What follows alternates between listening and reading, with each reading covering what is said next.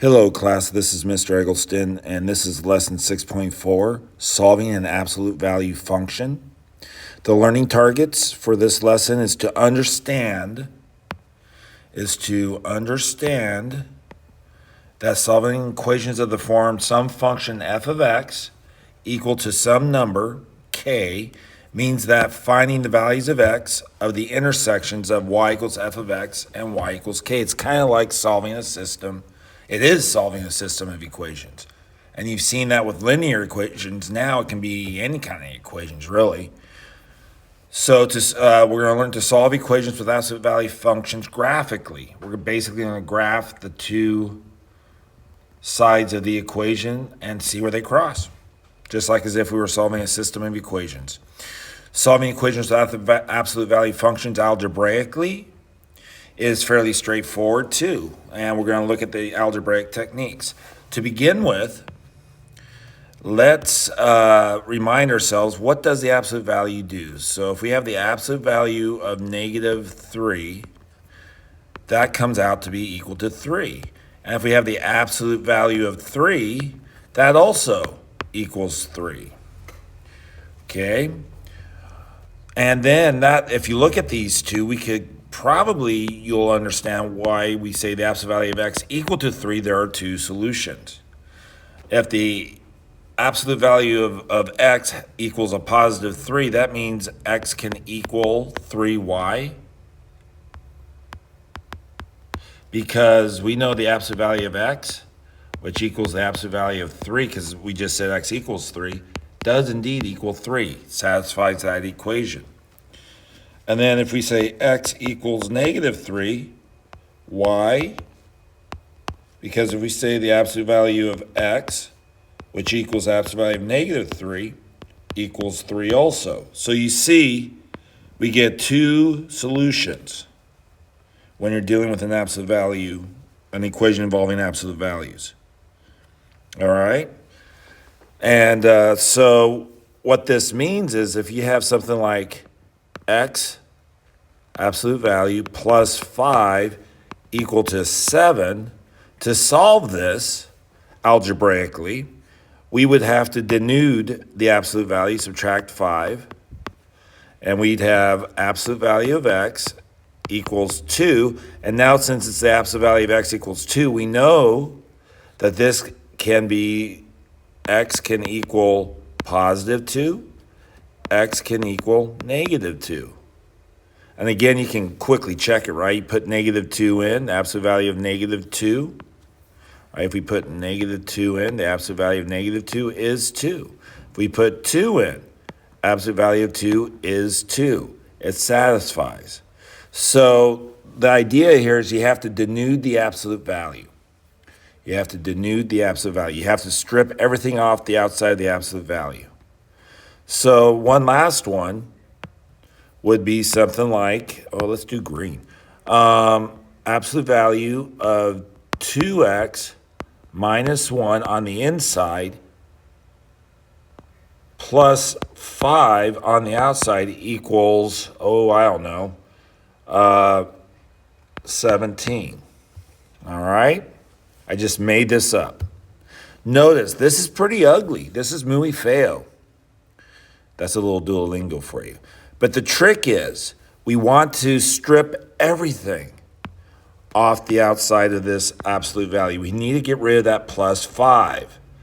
So how do we get rid of it? Well, if we're adding 5 to the outside, we're going to have to, not 2. I don't know where that 2 came from. We have to subtract 5 from both sides. Now we have 2x minus 1 absolute value equals 17 minus 5 is 12. Now we can write two equations. We know that for this absolute value to equal 12, the inside can either equal the 2x minus 1 can either equal 12, because we know if we take the absolute value, that indeed equals 12, okay? Which is what the equation says. So we can do that, or, I gotta get rid of the absolute. Or we could say 2x minus 1 equals negative 12. Why? Because if we take the absolute value, that also equals 12. So all this to say is that you end up with basically two equations. Once you get the absolute value by itself, we just write the equation without the absolute value equal to 12, and then we just rewrite it again to equal negative 12. We have two equations. And then it's just a process of solving each equation. How do we solve it? Well, we would probably add 1 to both sides, right, of both equations. And you'll get 2x equals 13 from the top. Divide by 2, you get x equals 13 over 2. I made this up at a drop of a hat, so that's why we got a fraction. If we add 1 to the bottom equation to both sides, right, the negative 1 and positive 1 cancel out. Negative 12 plus 1 is equal to 13. So we have, negative 12 plus 1 is equal to negative 11.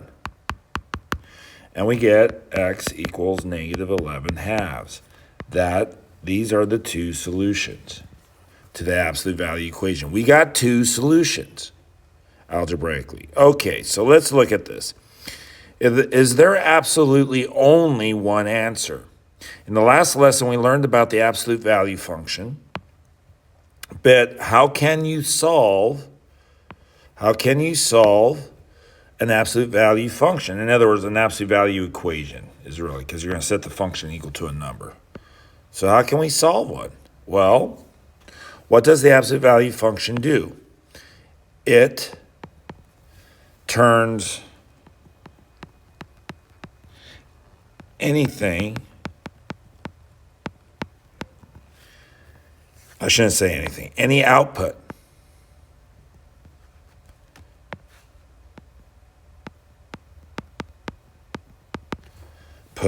from the inside expression,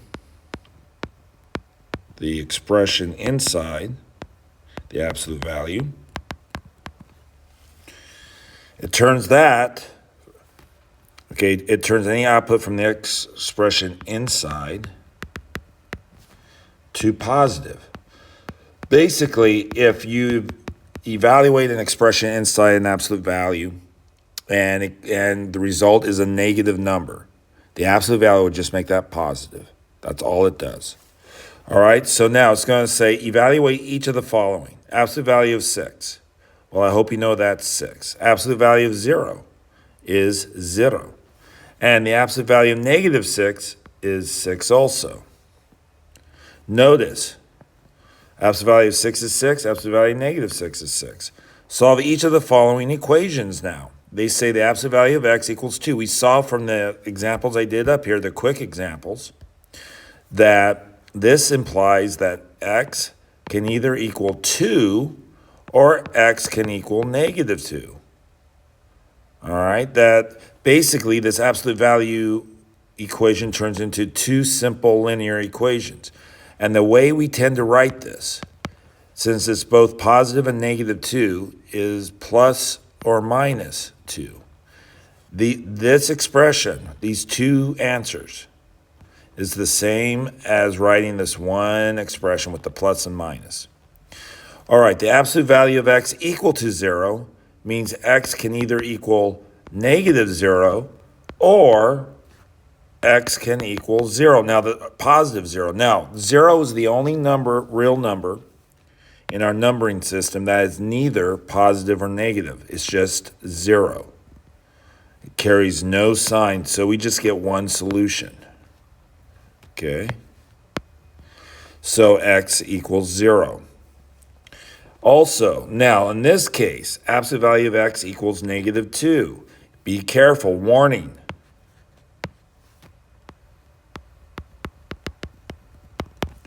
All right, most kids when they see this will say, well, that means x can equal 2 or x can equal negative 2. But remember, if we take the absolute value of 2, because we're looking at the absolute value of x, we get positive 2 out, not negative. It doesn't work. And if we take the absolute value of x of negative 2, that also equals positive 2, but it doesn't work.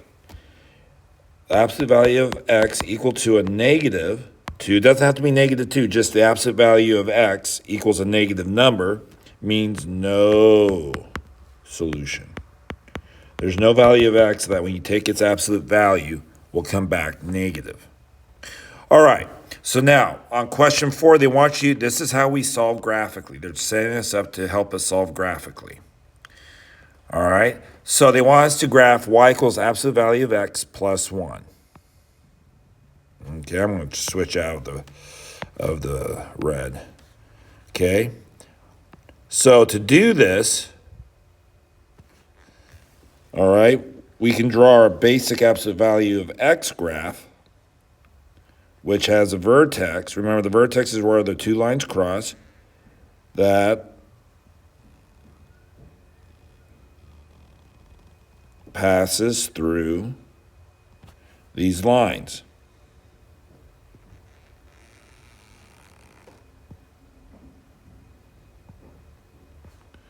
Like that. It's a little off on the left. Yeah, it's not just a little, it's way off.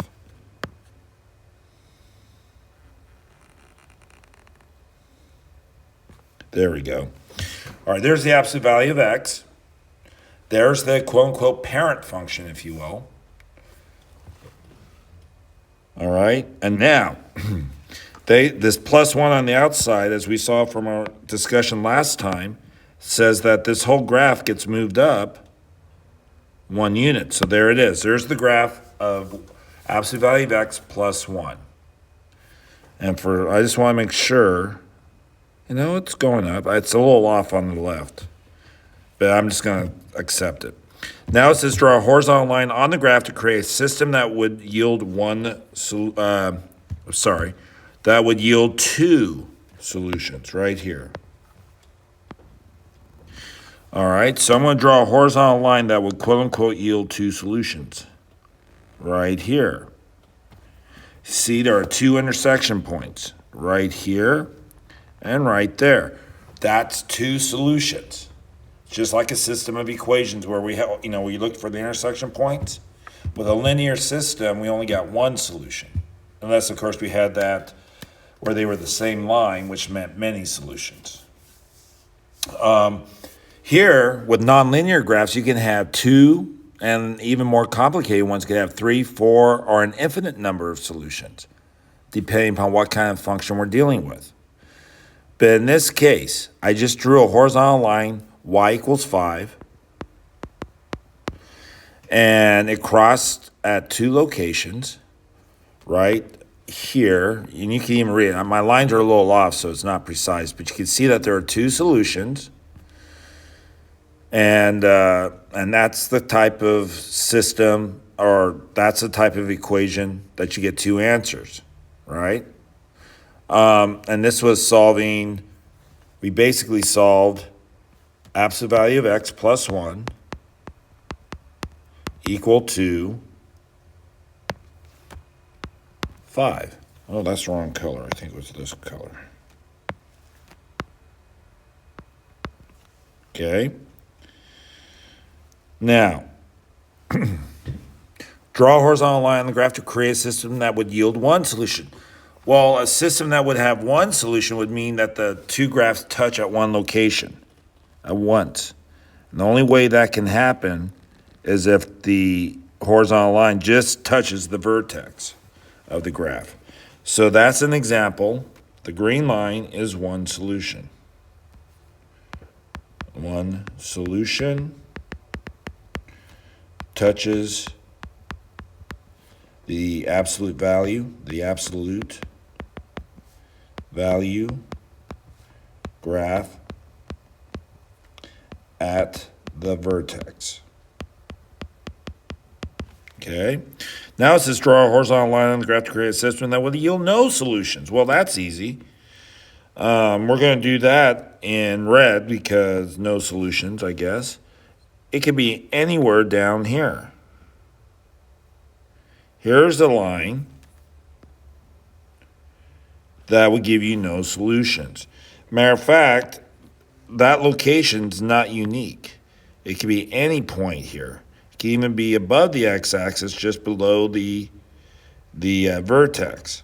All right? And also, likewise, the multiple solutions or two solutions could be anywhere up here as long as it touches the graph twice.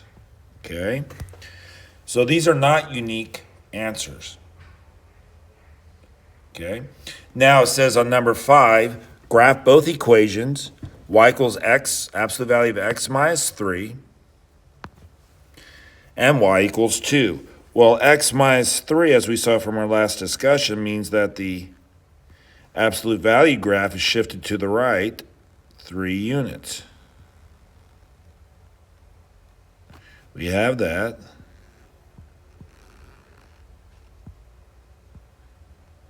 And we have that. There it is. Okay. And now graph. So the green is the absolute value of x minus 3. The, I guess, purple, pink, whatever color that is, will be y equals 2.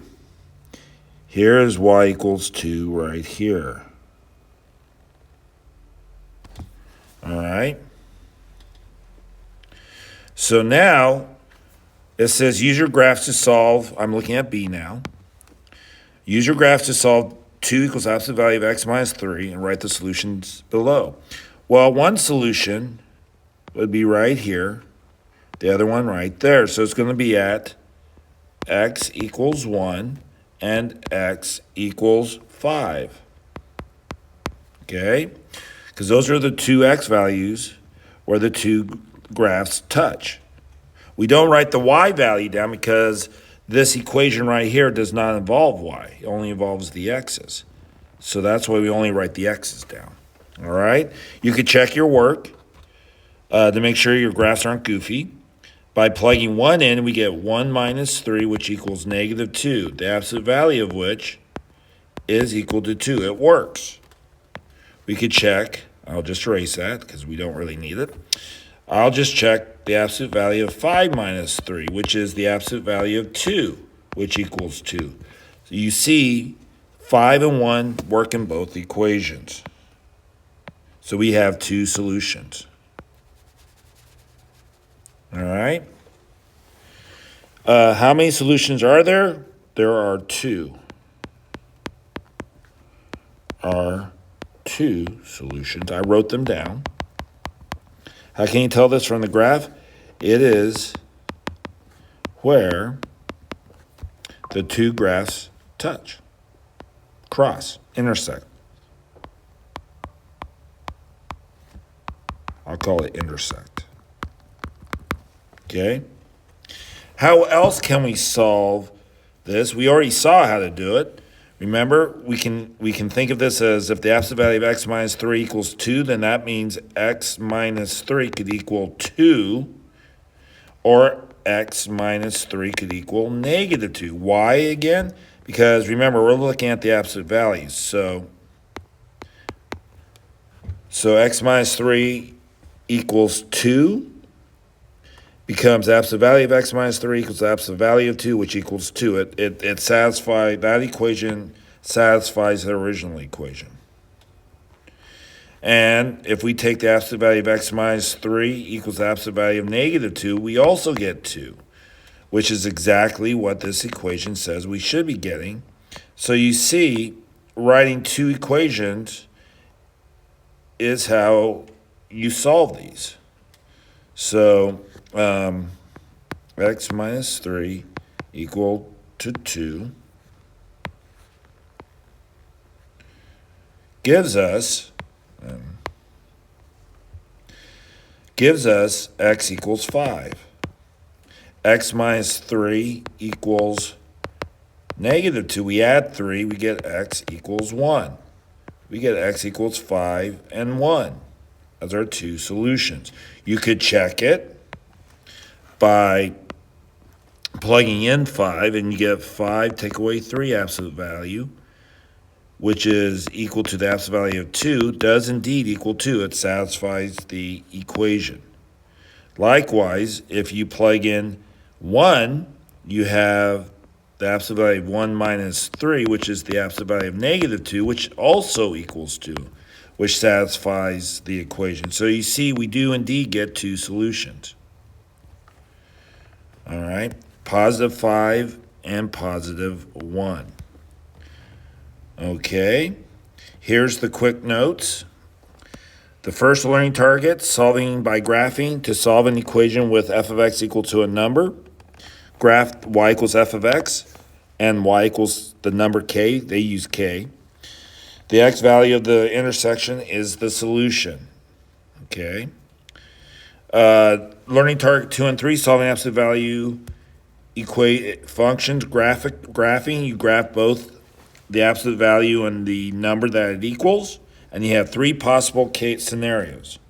You can have 2 real solutions if the constant value is greater than the vertex of the absolute value. You can have 1 solution if it equals the vertex value, the y value of the vertex, or you'll have no solutions if it's below it.